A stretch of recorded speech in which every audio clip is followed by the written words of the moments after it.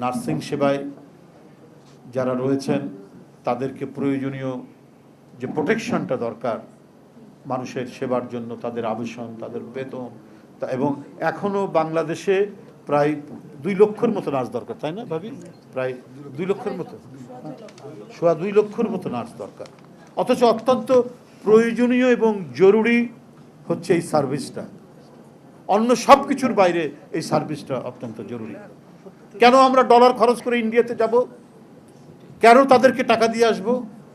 প্রতিক্ষণে প্রতি মুহূর্তে যারা বিভিন্ন ধরনের বয়ান তৈরি করে আমাদের বিরুদ্ধে অপপ্রচার করছে, আমরা এই টাকাটা যে ডলারটা খরচ করছি, এই টাকাটা আমাদের ডাক্তার, আমাদের নার্সদের পিছনে যদি খরচ হয়, আমরা তাদের কাছ থেকে যদি ভালো সার্ভিস পাওয়া যায়, তাহলে তো ওখানে তো যাওয়ার তো কোনো কারণই থাকতে পারে না। এবং এই ভালো সার্ভিসটা নির্ভর করবে তারা কতটুকু ভালো আছে, চিকিৎসক এবং নার্সরা কতটুকু ভালো আছে, তারা কতটুকু লাইফ সাপোর্ট, তারা কতটুকু সাপোর্ট, লজিস্টিক সাপোর্ট পাচ্ছেন রাষ্ট্রের কাছ থেকে, সেটা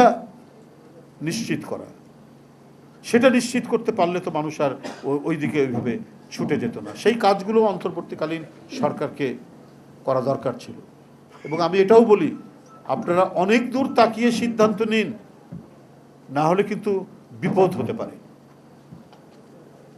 যে কোনো হঠাৎ আবেগবশত কোনো সিদ্ধান্ত নিন না, অনেক দূর তাকিয়ে আপনার সিদ্ধান্ত নিন, যাতে আমাদের শিক্ষা খাত, স্বাস্থ্য খাত, আমাদের যে সোশ্যাল ওয়েলফেয়ার, যে সমস্ত বিষয়গুলো, সেগুলো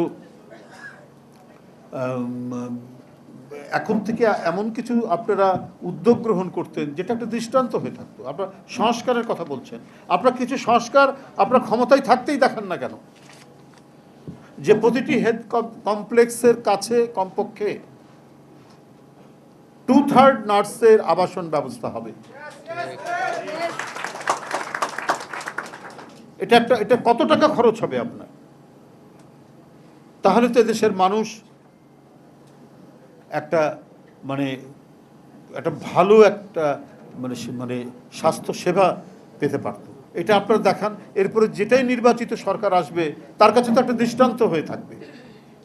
তাদের এই মুহূর্তের যে ডিমান্ডগুলো, দাবিগুলো, তাদের মোটামুটিভাবে সমাজে চলার জন্য যে দাবিগুলো আছে, সেগুলো যদি আপনারা মেটানোর মতো একটা দৃষ্টান্ত স্থাপন করেন, পরবর্তী নির্বাচিত সরকার কেউ এখান থেকে ফিরে আসবে না। কারণ নির্বাচিত সরকারকে জনগণের কাছে জবাবদিহি করতে হবে এবং পরবর্তী নির্বাচনের জন্য তাকে ভালো কাজগুলোই করতে হবে।